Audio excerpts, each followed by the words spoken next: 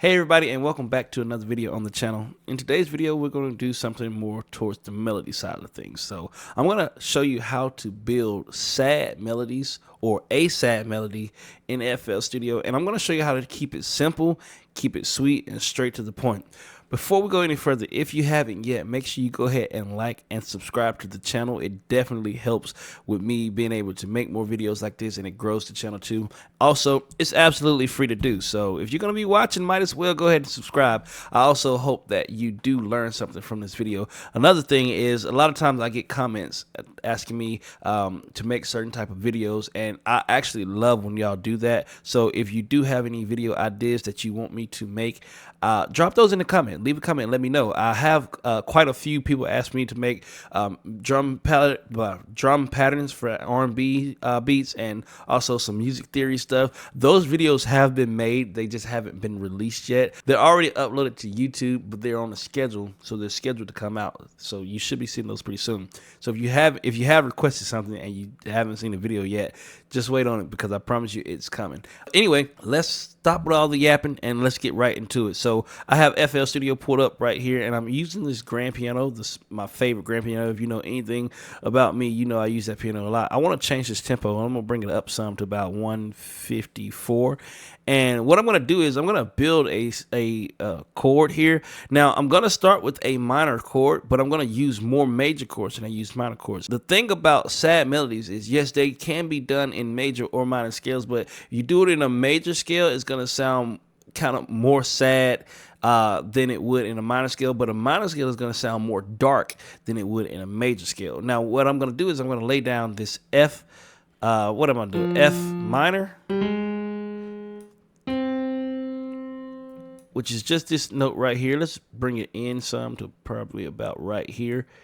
And let's take that A flat, and we're just going to move it up an octave. Next, let's just repeat this chord right here. But what I want to do is I want to take these down 2, 1, 2, and I want to take this one down 1. And if we bring this down an octave, what we have here is a E flat major chord, and then just bring it back up there. And then let's repeat it again one more time, bring it about right here, and we're going to come down to this entire thing, 1, 2. And if we bring this note down an octave, you'll see that this is a D flat major chord. So I told you we were going to use 1 minor chord and 2 major chords. So that's what we have here. And then we're going to just kind of bring this out some more. What I think is kind of important when it comes to building sad melodies is that the way the progression goes. Like, this progression is walking down. So we have, it's walking down, but it's coming from a minor chord to a major chord to a major chord.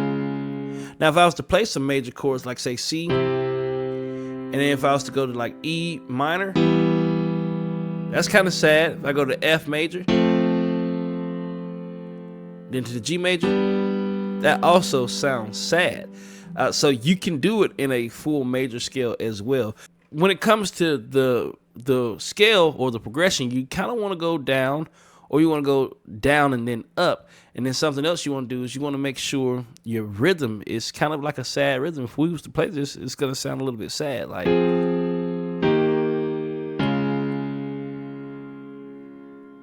what you'll notice is that rhythm itself is also sad. If you were to just lay these chords down, something like this, it doesn't have the same effect. Now what we can do is, let's go ahead and repeat all of this over here. Just drag it over here like this. But let's take this, we'll take this third and we'll just move it up to the 5th. And this is what the entire progression sounds like.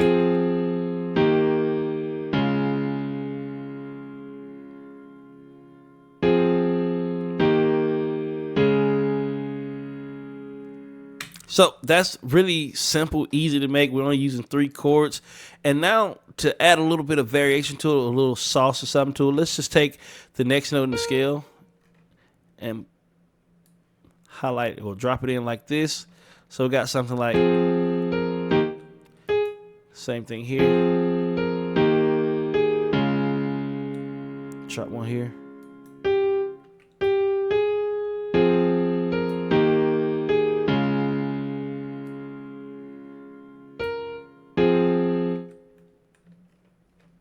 Maybe go up here some.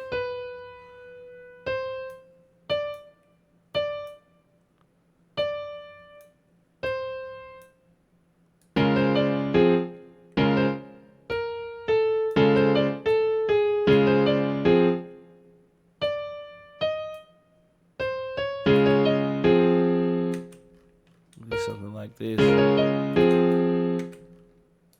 Keep it simple.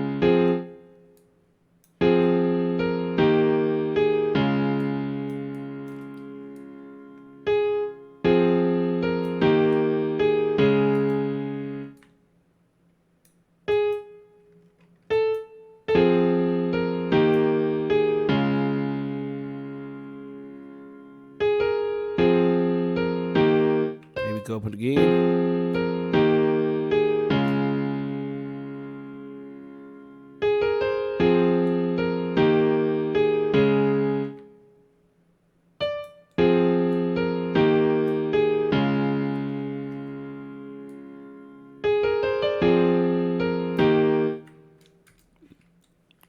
One of those is out of the key. Let's go. Bring this one down.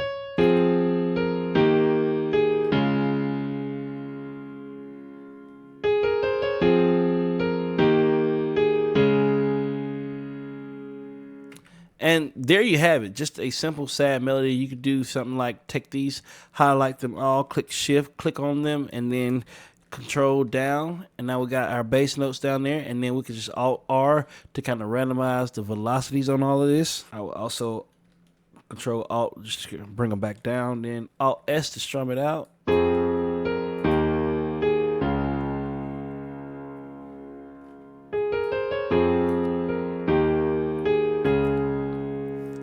Something that I find very important when it comes to making sad melodies is how hard you hit those notes, right? If I was to turn all of these all the way up,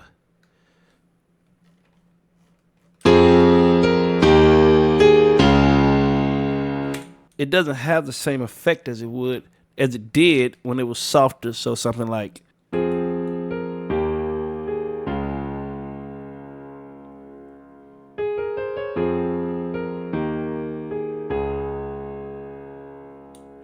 it has just a different vibe.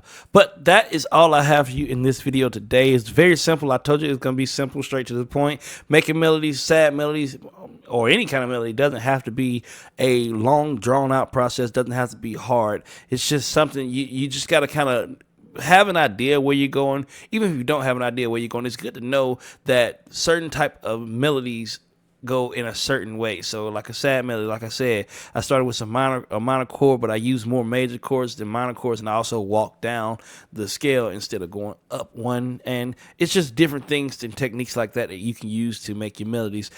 This is a perfect melody for, say, someone like Rod Wave or Jooce or something like that, because it leaves a lot of space and you don't have to put too much. You can just build around what you have here, and your drums could take up a little bit more, or you could be a little bit more complex with your drums than with your melody. So anyway, I hope you learned something from this video. Thank y'all so much for tuning in, and I will see y'all in the next video.